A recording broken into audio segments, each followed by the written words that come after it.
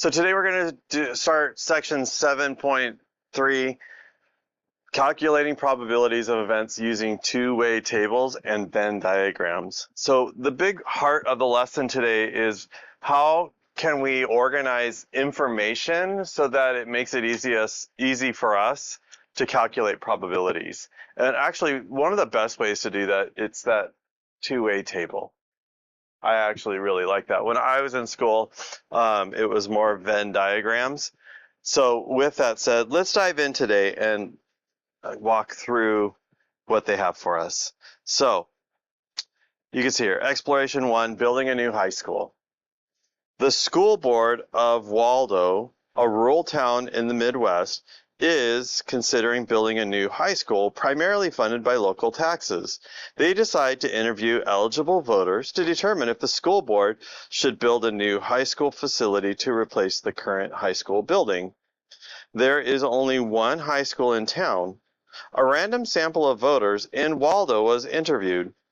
In addition to asking about support for a new high school, data on gender and age group were also recorded. The age from these interviews are summarized below.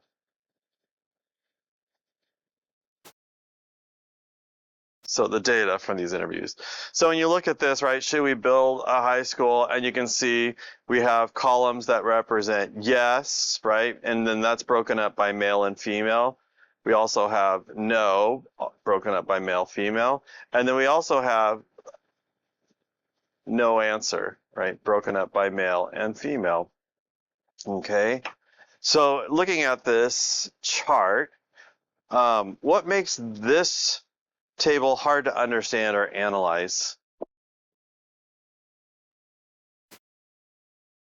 So when you're looking at this, what would make this hard to analyze? If you were trying to decide, should we build a high school, right, off this chart, what would you guys say? Yeah. There's no totals. Okay, the totals would be very, very helpful.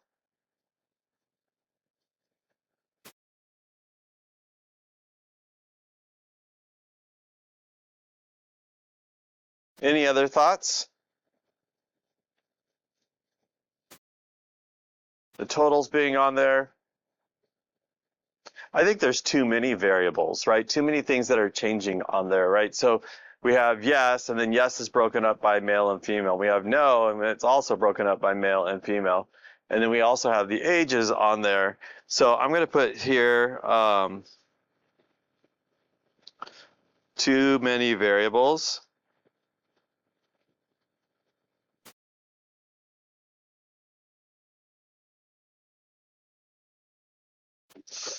Okay, and our variables that we have in this one are age, gender,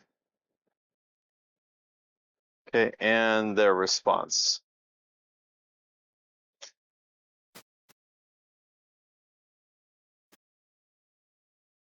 Tables work best when using two categorical variables.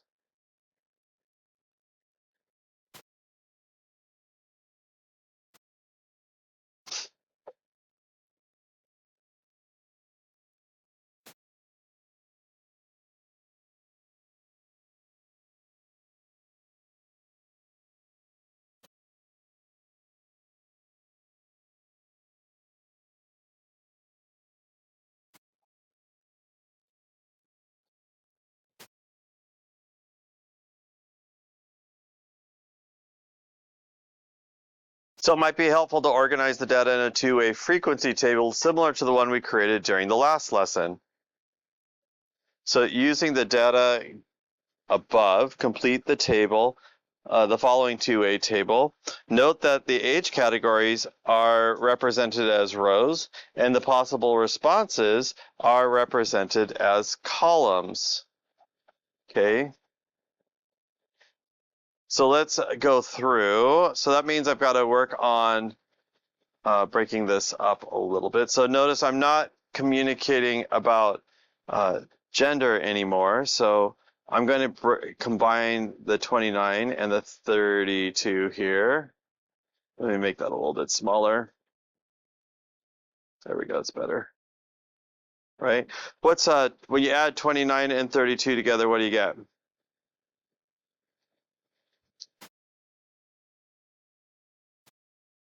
What do you get? It's 61, so it's going to go here. Okay, and then the 8 and the 6 for the no vote, that's 14. I'm not going to draw arrows every single time. Okay, and then for the no answer, right, 0 and 0 for the 18 to 25. And when you add those together, you get 75. So I'm going to add the 53 and the 60 now. That gives me 113.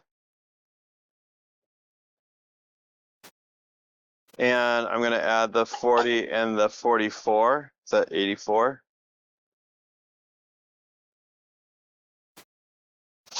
And the 2 and the 4, obviously that's 6. And if you total that row, I believe that's 203. Are you okay with that? Okay. So then we have the 30 and the 36 here for the 41 to 65. That would be 66.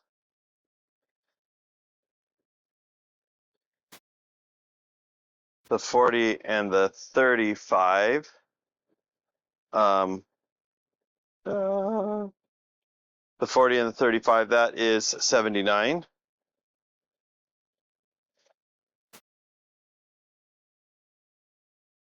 Two and two is 4. And if I add those together, I get 149.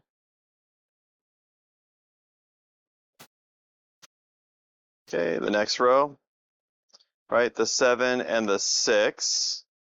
7 and 6 is 33. By the way, if I add up that column, can I just go straight down and add those, adding the column this way now? As I go, I'll put that in. That'll be 273. Okay, then I'm going to come back up to the original chart, add the 24 and the 29. When I add those together, I get 53. So now I'm going to add going down to get that column, and that is 230.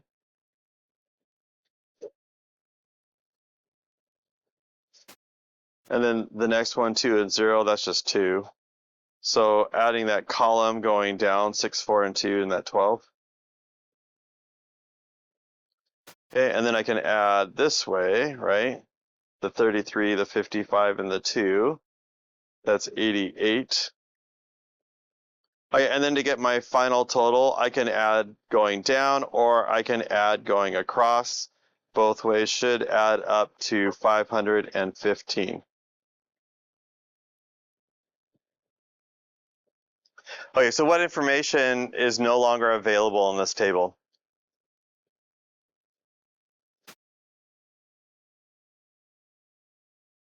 Mm-hmm.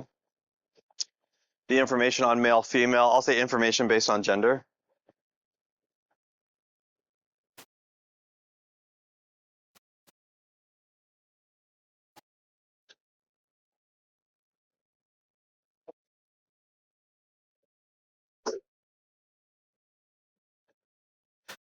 So an eligible voter, I'm going to bump this up now. An eligible voter is picked at random. If this person is 21 years old, do you think they would indicate that the town should build a high school? Why or why not? So what do you guys think? If you pick an eligible voter randomly from the students that are 21 years old, or from the people, right, that are 21 years old, do you think they'd indicate that the town should build a high school? Okay, I have a student say yes. Why would you say that?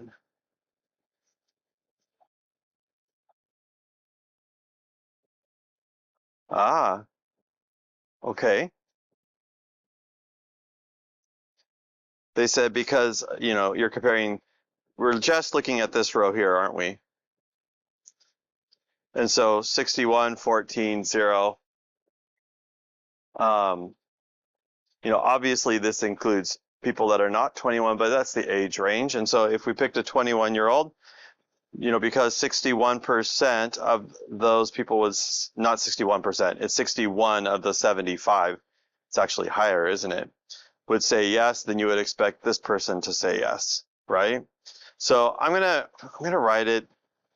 So the probability, right, of a yes, okay, and see here, right? We call this a given, right? Because we're not looking at the whole table. We're just going to look at we're just looking at that age. And so I'm going to right here put this vertical line, given they are 21.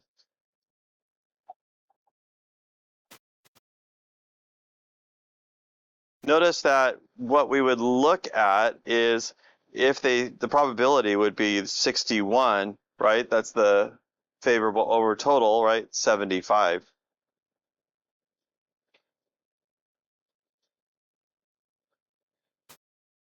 61 over 75. I wrote the wrong thing.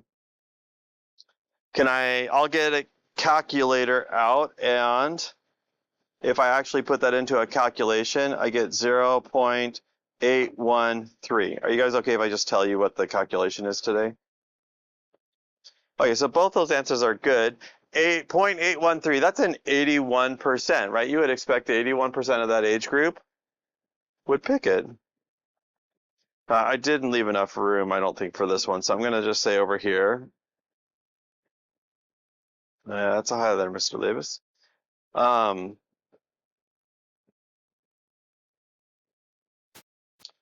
So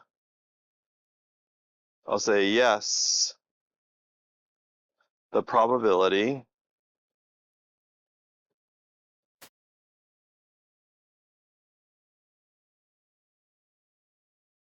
is significantly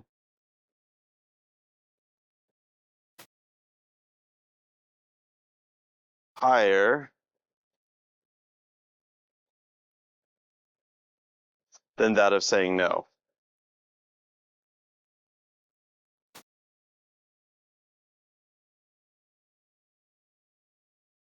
So now I could calculate no, but the fact that yes is 81%, that's enough to put it up there, because the no can't be more than what, 19% ish. So that counts as being significantly higher.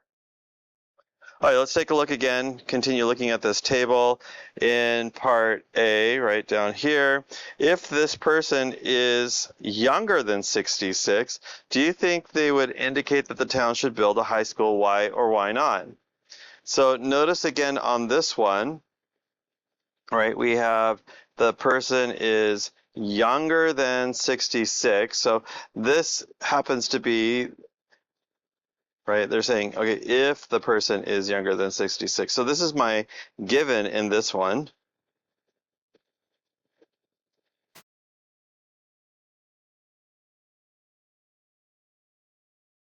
So if we're looking at younger than 66, aren't we looking at everything that's above this line? Just that data, right? So what I'm going to do here is I'm going to write the probability of a yes given younger than 66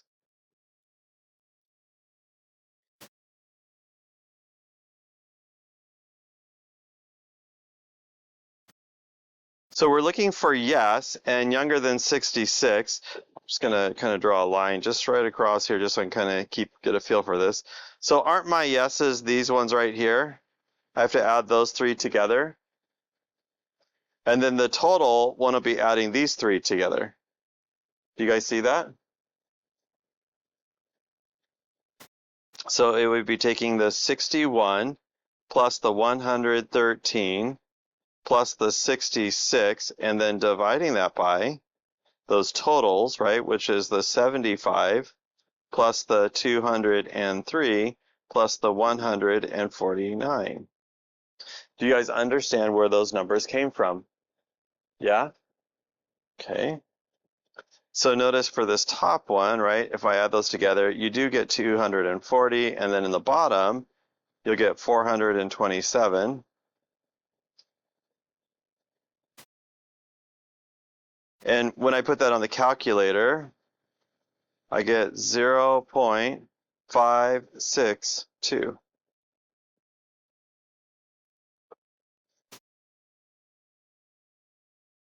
Right, which this is basically 56.2%.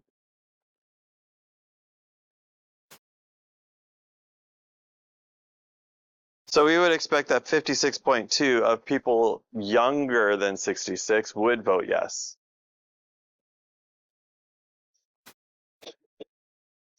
If the person is older than 40, let's get rid of that line here. So older than 40, do you think they would have answered the survey? Right?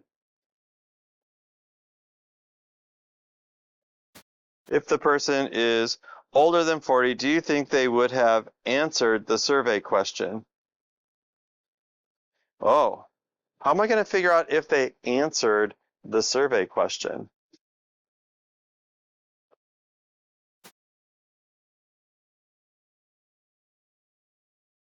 Well, we're going to have to look at the older than 40, right? So we're looking here for the probability that they answered yes or no, right?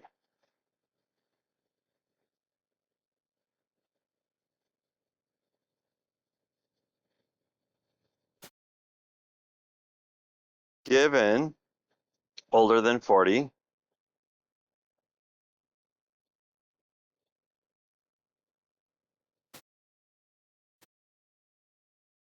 So if we're older than 40, we're going to be below the line this time.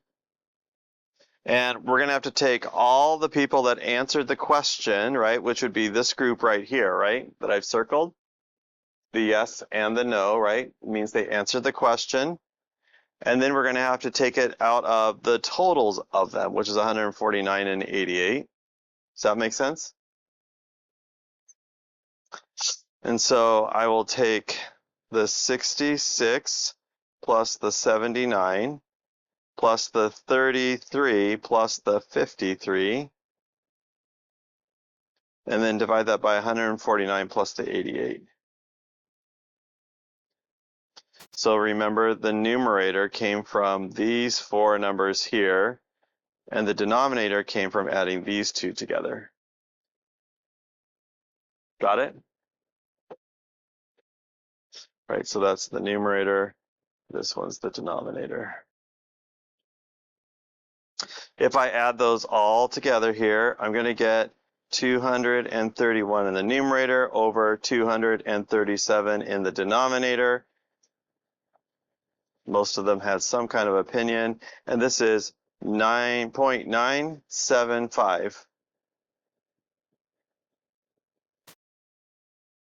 Okay, and in this curriculum, they like to leave it as a decimal to 3 places.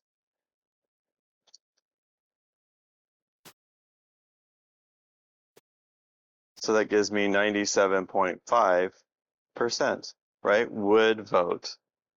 I'm sorry, would have an answer.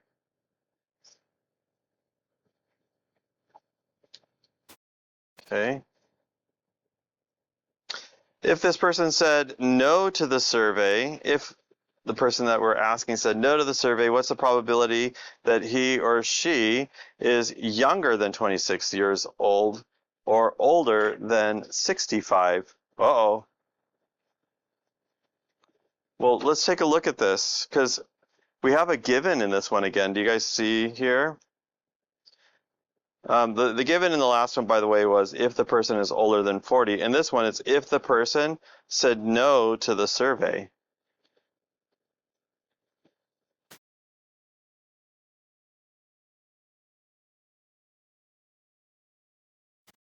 Right, we had a given here also, so I'll just...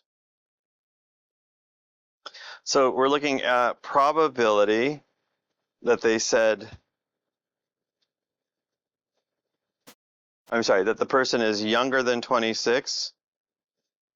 I'm going to do this in orange so that it matches up with our probability, right? Younger than 26.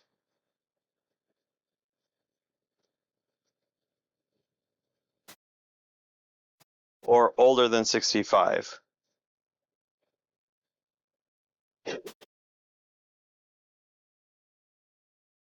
Given that they said no. Okay, so this time we're not looking at just a row, we're actually going to be looking at a column, specifically this column right here, right? The no column.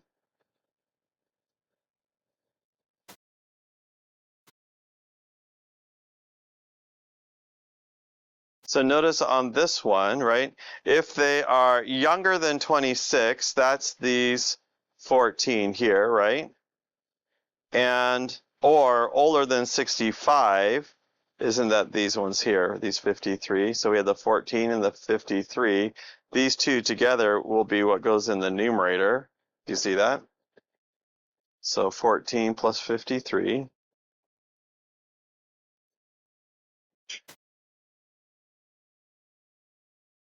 Okay, and then our total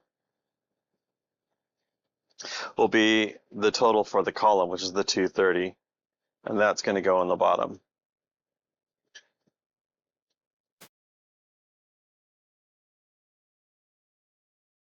When I add those together, I get 67 over 230, which is approximately 0.291.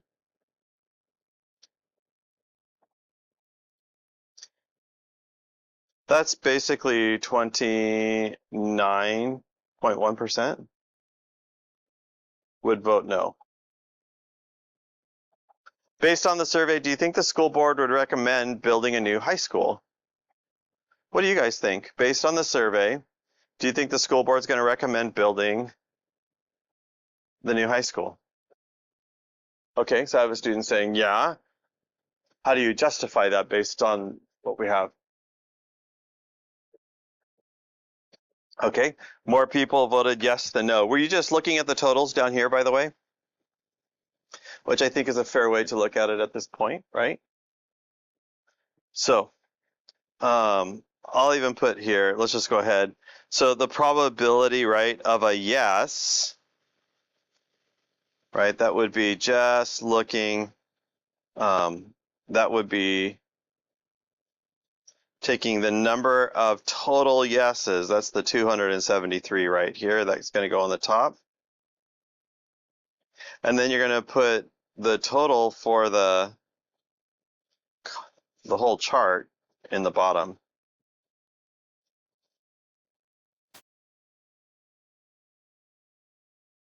Notice when I divide those, I get 0.530.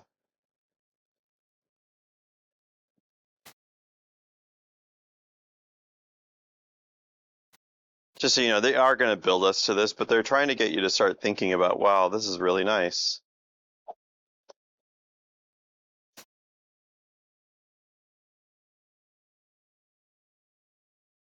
So I would say you would say yes, right? The majority of those survey favored building the school. A majority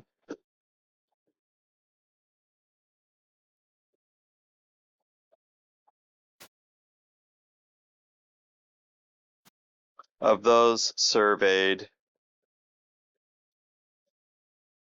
favored building the school.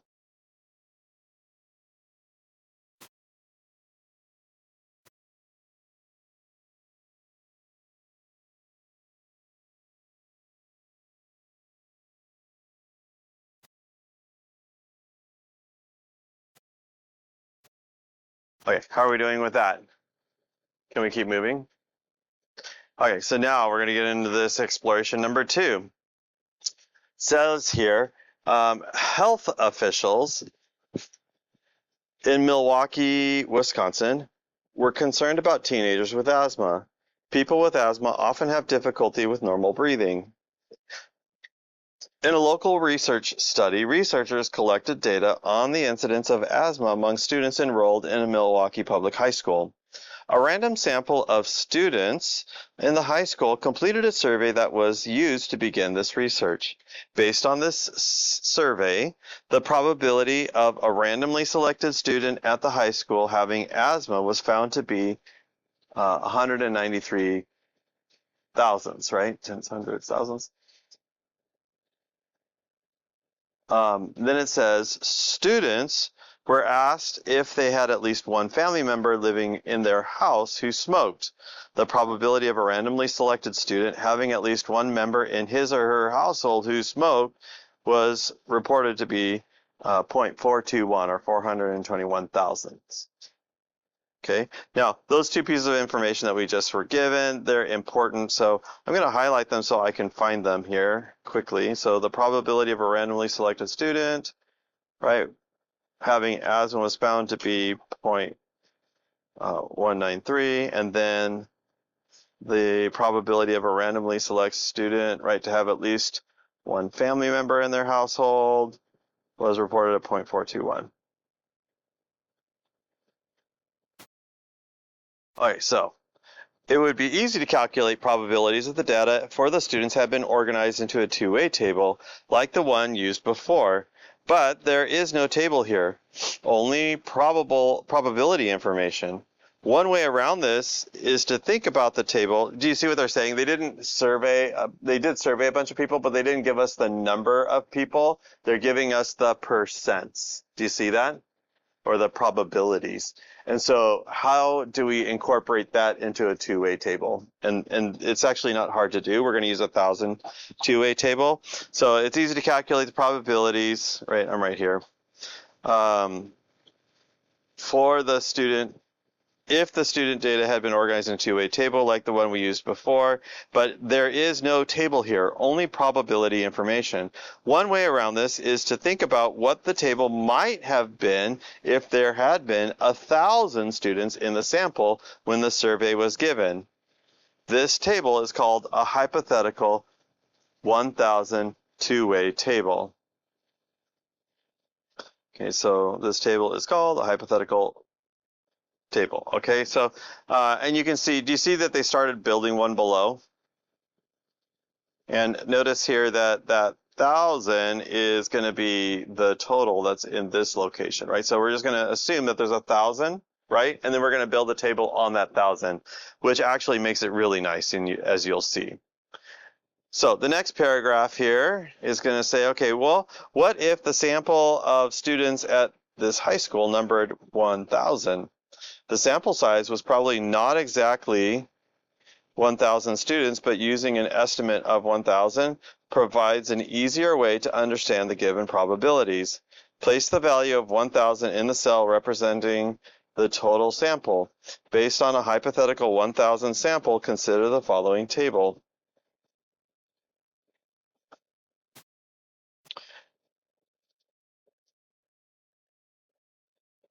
Okay, so notice here that our variables, right, is going to be, do they have a smoker in the house, right? Either they do or they don't.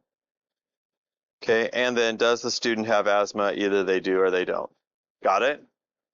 And then this is, they just call this cell 1, 2, 3, 4, 5, 6, 7, 8, and then 9 is already 1,000.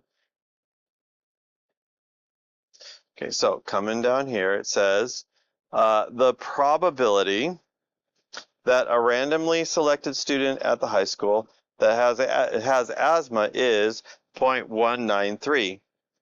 This probability can be used to calculate the value of the cells in the table above. Which cell is connected to this probability? Okay, so think about it. Let me highlight here. It says the probability that a randomly selected student at the high school has asthma is 0.193, right? 193 thousandths. That is way too dark. Let me use this lighter one here. Okay, so what cell is that, you guys? 193.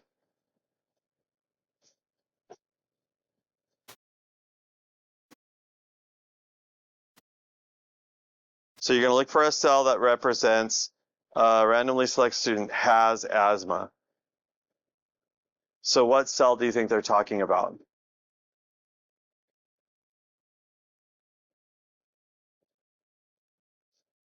Okay. So cell 1, this is a good place to start, right? Cell 1 does represent a student that has asthma, but it also represents a student that comes from a smoker-free home, right? No one smokes. Okay. So what does cell 2 represent? Still still has asthma, but lives in a household that has a member that smokes, right? What does cell 3 represent? The total for this row. So don't you think that cell 3 would be the one that would represent that? So I'm going to put cell 3 here. And how am I going to calculate that? Well, I know that the probability was that 0.193, and we're going to multiply it by 1,000, right? Because isn't there 1,000 total? Well, in 1,000, there's 3 zeros. So doesn't that just move the decimal place to the right 3 times? 1, 2, 3. So isn't this just 193? Okay, so notice I'm going to come down here. I've got 2 tables. And I'm going to put the 193 in this table right down here, cell 3.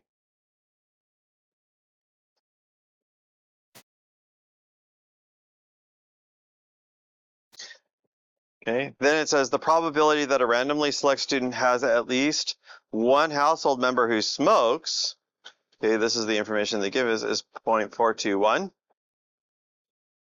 What cell do you think represents a randomly selected student has at least one household member who smokes?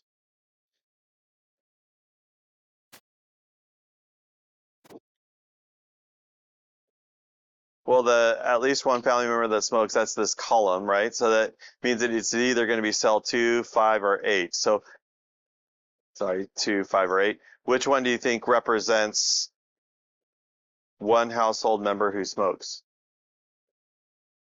8, right?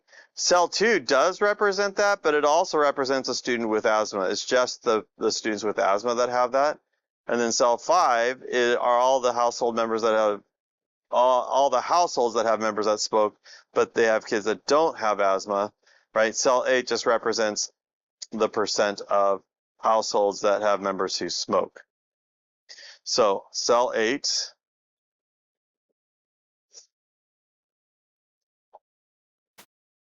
and they told us there that it's 0.421, and that's of the total 1,000.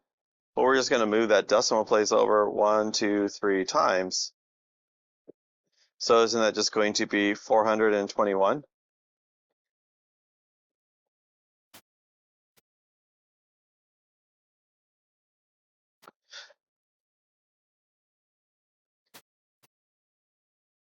How are we doing?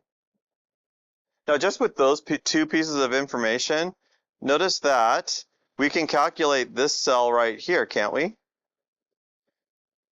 Isn't this going to be, I'm going to write really small, 1,000 minus 193, which is 807. Do you see that? Because these have to add up to 1,000. Clear? Okay, same thing with this one. Can't we calculate this one, right? Because these two have to add up to 1,000. So if I do 1,000 minus 421,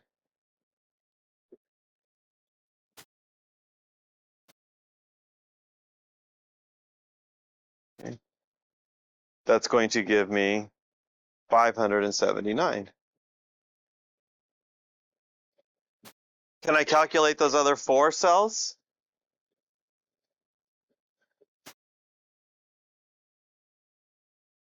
The answer is no. We need one more piece of information. And they actually did give us one last piece of information. So let's take a look here at the next paragraph above, right here where I start, right? It says, in addition to the previously given probabilities, the probability that, right? So here's what I need. The probability that a randomly selected student has at least one household member who smokes and has asthma is 0.12. Oh, let me pull up the original chart. Which cell is connected with this probability, and then using the probability calculate the value of that cell. So notice here we're looking for, right, the at least one member that smokes, right? And we're looking for has asthma. Well, what column and row, or what cell falls in the column and row that gives me at least one household member who smokes and has asthma?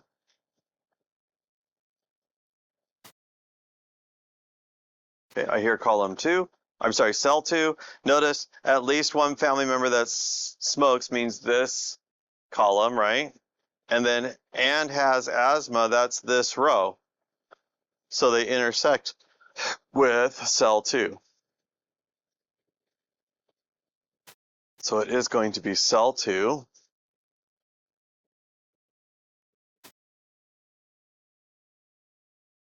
And so for cell 2, I can take that 0.120 and multiply by 1,000. And notice that's going to give me 120. So I'll put that in cell 2.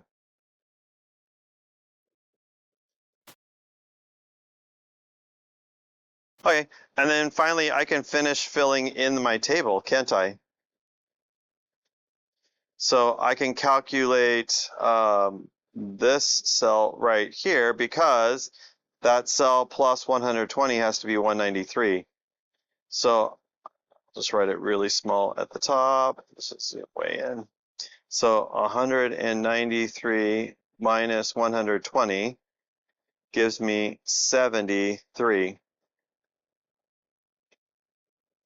I know that, right, these two here, right, have to add up to 579.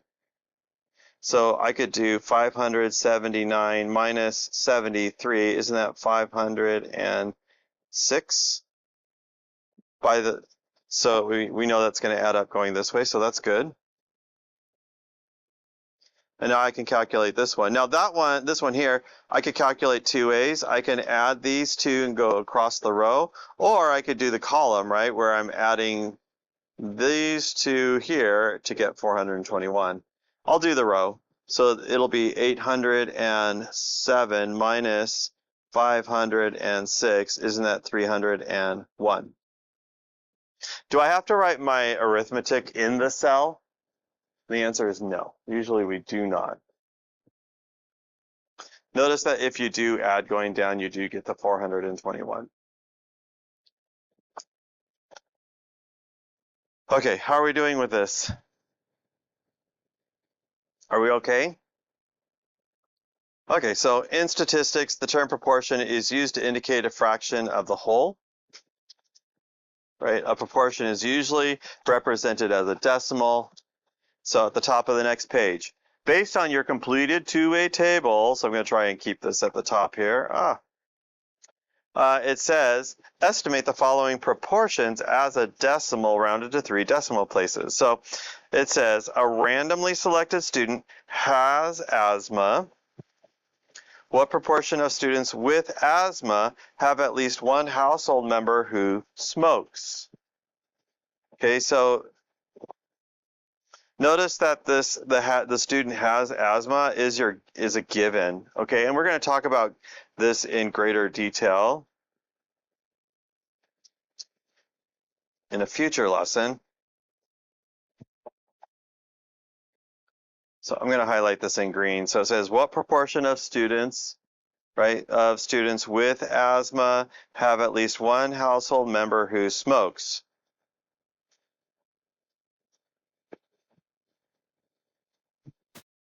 So I'm going to write all the way at the edge over here. So the probability, right, has at least one smoker, right, in the family.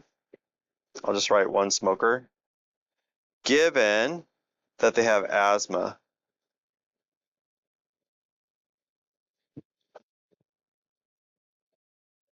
Okay, so notice that we're going to go back to our chart, and our given is that they have asthma. So we're going to look just at the row has asthma for this. It's telling us how to look at this chart.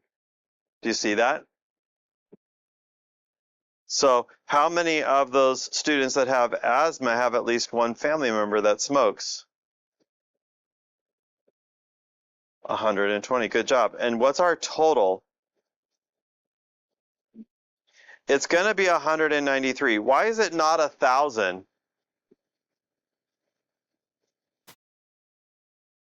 Yeah, the 1,000 includes students that don't have asthma, but we know the student does have asthma, so we're only looking at that row. Okay, if I put that on my calculator and do 120 divided by 193, I'm going to get here approximately 0.622.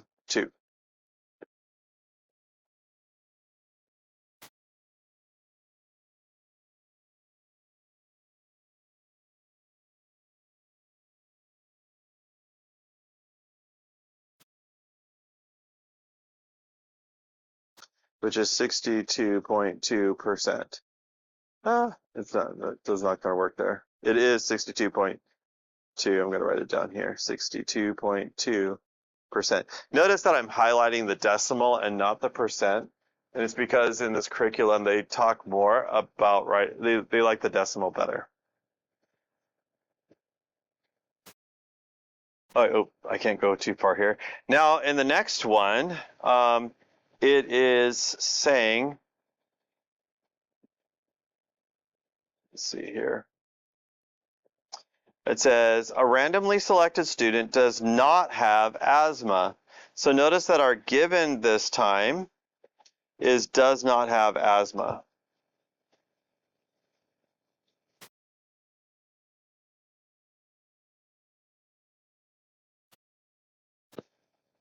What proportion of students without asthma have at least one smoker, one household member who smokes? All right, so this is what we're trying to do.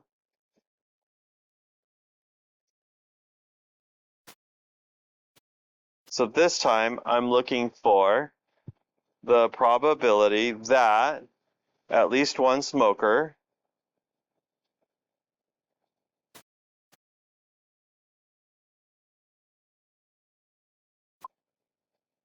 given without asthma. I'll do without W/O asthma. So notice that given now it's focusing me specifically just on this row right here.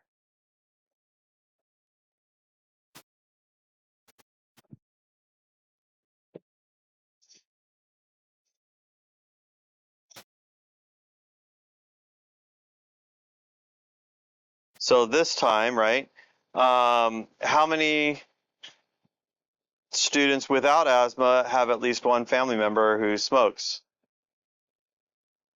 Isn't it 301? Okay, and then what's our total? 807.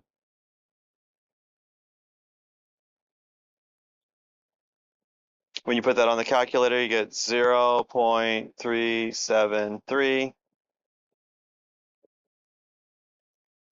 which is 37.3%.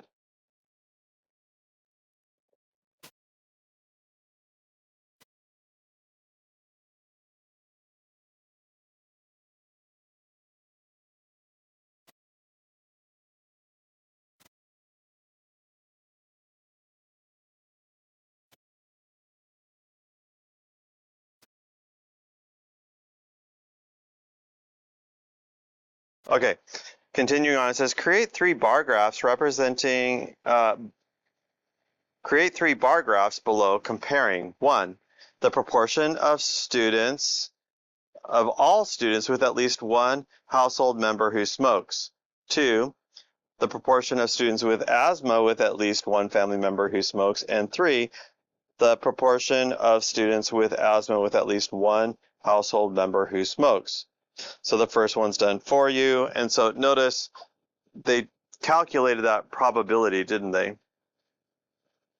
Right, this is up here. So we're looking there, the proportion of students with at least one family member that smokes, right? So that we just took here, right? The 421 divided by 1,000, 0.421. Do you see that? They also gave it to us in the problem, didn't they? So all right here at the top, this is 0.421. Didn't we just do the calculations for the next two? Right? Isn't the green one up above the proportion of students with asthma with at least one family member who smokes?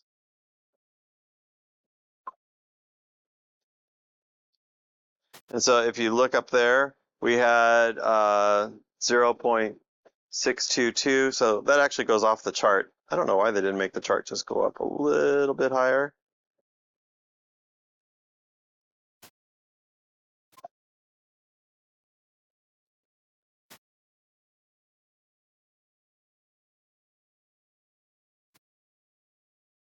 So 0.622.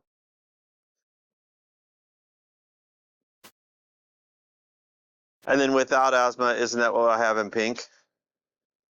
And that's 0.373.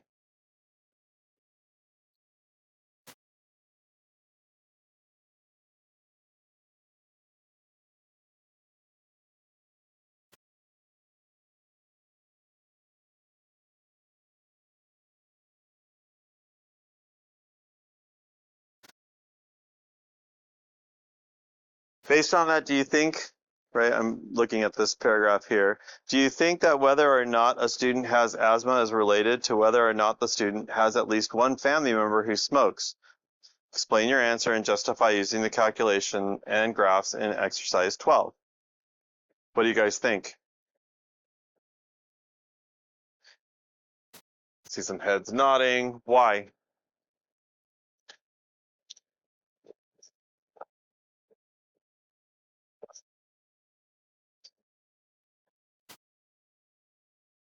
Okay.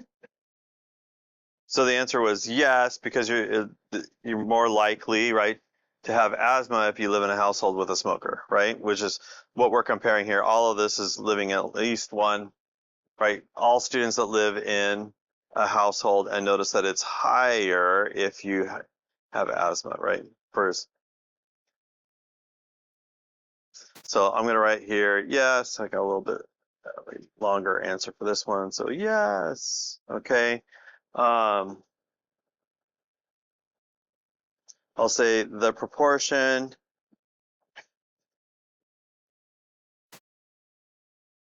of students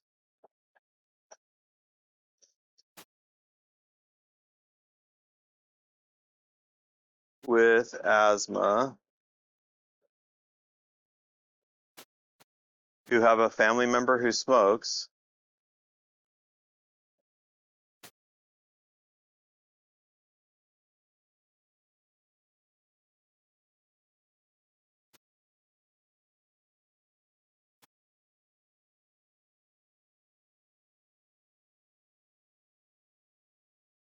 which is 0.622, right? That's what's in the green, is noticeably greater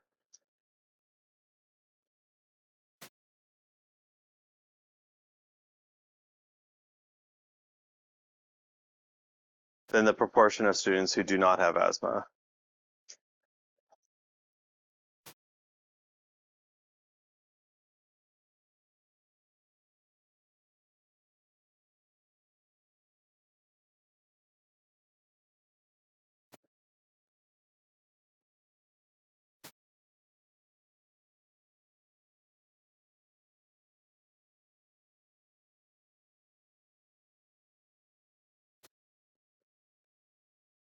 Which is 0.373, right? And that's obviously who do not have asthma but have a family member that smokes. Okay, are we good? Okay, so in addition to two-way tables, Venn diagrams can also be a useful tool for understanding data. Okay, and remember a Venn diagram, that's when you have usually two circles, and you've put them within the box. Each circle represents a population, okay? And then the box represents the entire population, okay?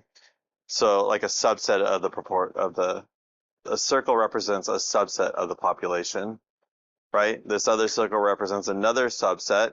Notice that we have overlap in this diagram, and then the box represents the entire population. Okay, so let's build one so you can see, right? It says here, example 2, at a high school, some students play soccer and some do not. Also, some students play basketball and some do not. This scenario can be represented by a Venn diagram as shown to the right. So they're talking about that right here. The circle labeled S represents the students who play soccer. The circle labeled B represents the students who play basketball. And the rectangle represents the entire students at the school. It represents all the students at the school. So on the Venn diagram provided for each of the ones below, it says, shade the area represented by the following instances. So let me come down here, and yeah, that'll work.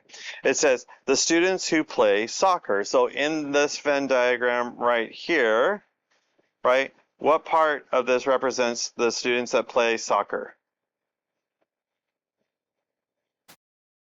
Well, isn't that going to be the entire circle for S right here?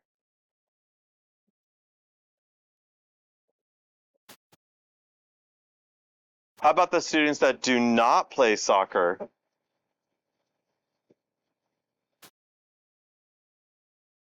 Isn't it going to be the whole population and then you're going to cut out the soccer, right? So I think, yeah, it's going to be, it's too big. Let me pick the smaller one here. Okay. So it's going to be everything that's outside, right, of the circle here.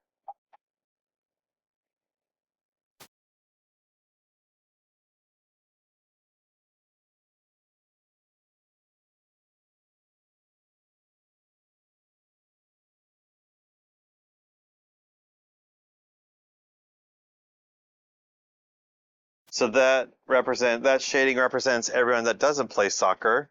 How about C, the student who plays soccer and basketball? Well, that's going to be where the circles intersect. So that's just going to be this section right there. So what part of this diagram is a student who plays soccer or basketball? Well, isn't that going to be based off of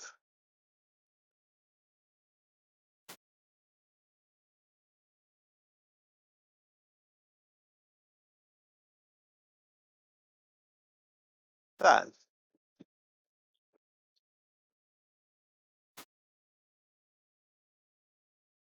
How are we doing? Oh, sorry. I had the software predicted something else here. So let me just do what I had here. Okay. Are we together? Okay. Let's look at the next page now. We're going to build a Venn diagram now. So example 3 says show the number of possible outcomes and probabilities in a Venn diagram. So example 3, suppose we have more information on the school mentioned in the previous page. We know that 230 students play soccer, 190 students play basketball, and 60 students play both sports. There are a total of 500 students at the school. Complete the Venn diagram by writing the numbers of students in the various regions. Okay, so let's do this. How many students total are there? 500. So I'm going to draw the 500 just outside, and I'll draw a line and touch the box, and that will just represent the entire box. How many students play soccer? 230. So I'm going to write 230 outside the box, but draw a line that goes to that first circle because it's the whole circle.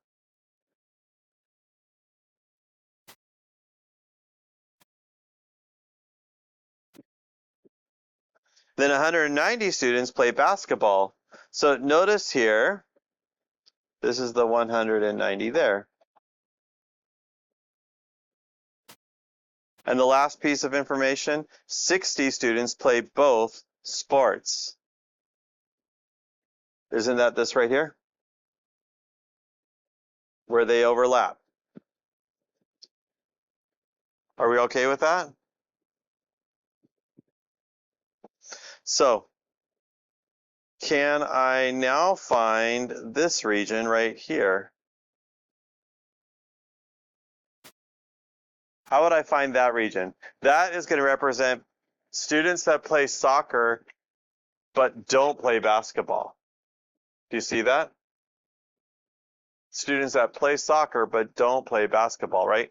Everyone that does not play basketball is outside of the basketball circle, right? And so these are the ones that play soccer. So how do I figure out that number? Well, can't I take the 230 and subtract those 60, which is 170? And isn't that just the number of students that play just soccer?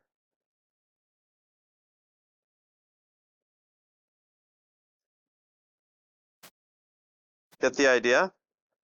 Can we do the same thing for the other calculation? I know there's 190 that play basketball. If I subtract the 60 that play basketball and soccer, doesn't that give me 130, which is the number of students that play just basketball?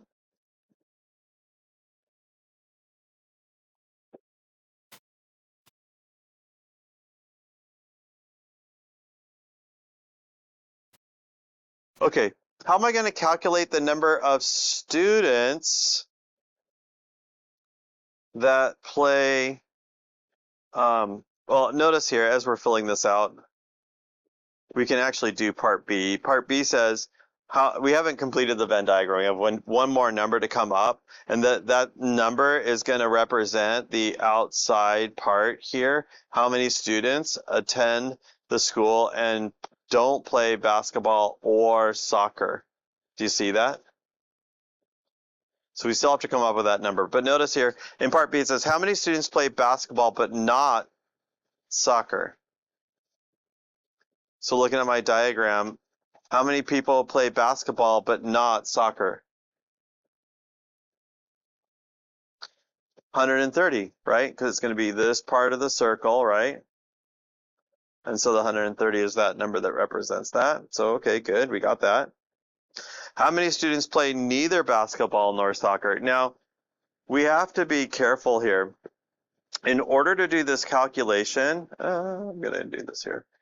We're going to take the total number of students, which is the 500. I'm running way over here.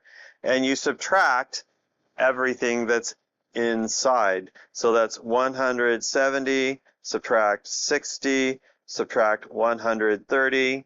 And when you do that, that's 140 students that don't play either basketball or soccer. So I can put the 140 here.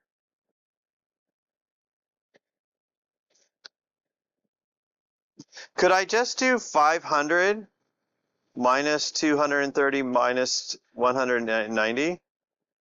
Could this be my calculation? I'm going to erase this. 500 minus 230 minus 190. Could I do that calculation instead?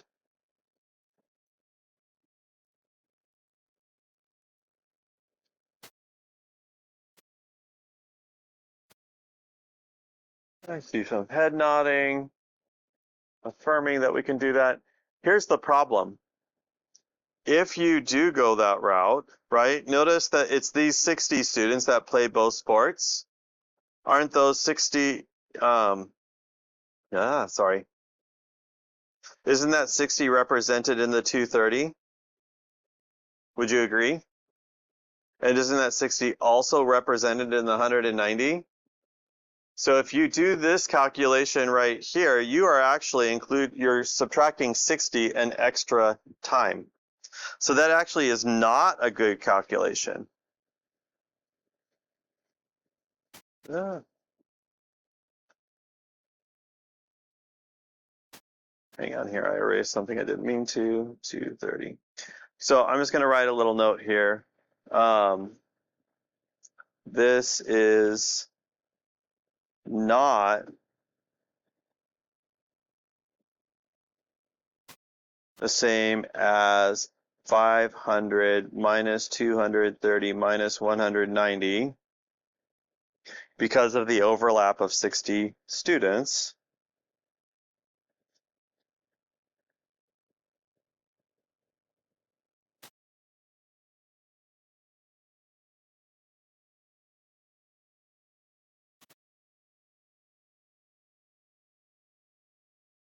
That are counted twice.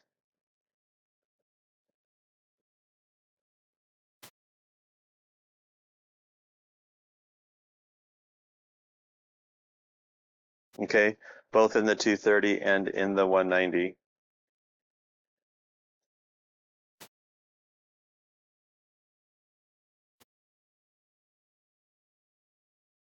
Okay, now we got some calculation. It says, suppose,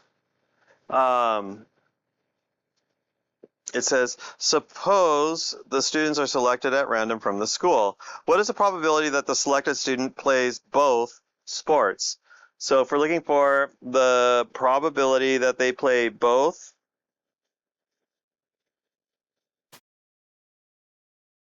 how many students play both? 60, right? By the way, okay, and then divide that by how many students total?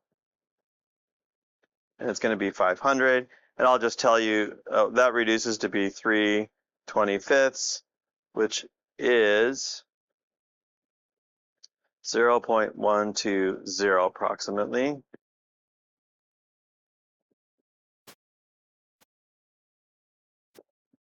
Or 12%.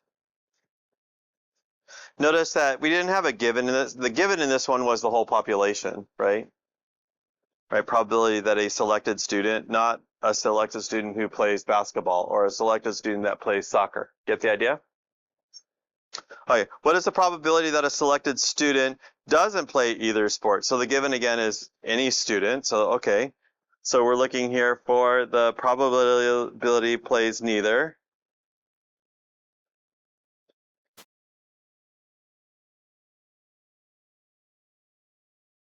Well, how many students don't play either sport? 140 divided by the 500, right? That's 7/25, which is approximately 0.280.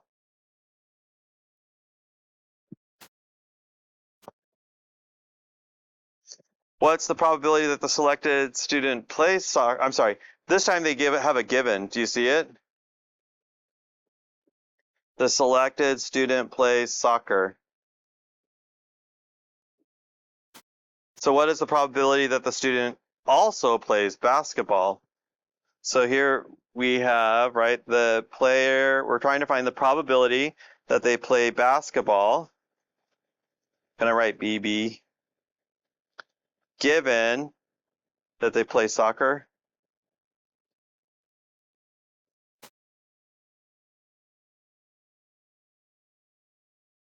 Okay, so looking at the chart, how many of them play? If we know that they play soccer, right? Now we are given that we're only looking at this population. Do you see that? So how many of them play basketball? 60. How many total? 230. Good job.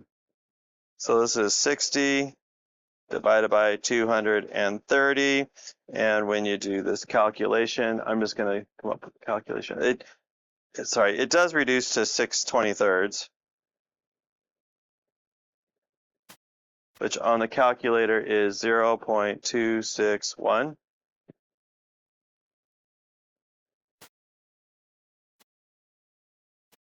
And then the selected student plays basketball, right? That's our given again. Oh, look at that. Now this time we know that they play basketball, so that's a given. What's the probability that the selected student doesn't play soccer? Oh. So here we're looking for the probability does not play soccer, right? I'll use S for abbreviation. Given that they play basketball. Okay, well, if we know they play basketball, I'm going to come back up here. Then we know that we're only talking about this circle here. Right, so how many of them do not play soccer? 130. How many total are there? Yep, so it's 130 divided by 190. That's 13/19, which is approximately 0.684, 68.4%, huh? Okay, we're almost done. Complete the Venn diagram to the right by writing the probabilities associated with the various regions. So we know that for the whole diagram, isn't this going to be 1.0? Right? Isn't that 100%, 1.0? Okay, and don't we know, okay, for the sake of time, if I take this section right here, right, the 60, right, and divide that by, come on.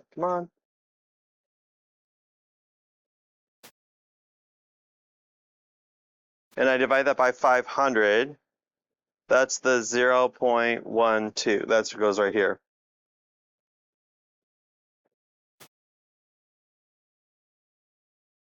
I'll do another one here. 170 divided by 500. That's the 0.34. That's going to go here. Okay, I'm going to let you guys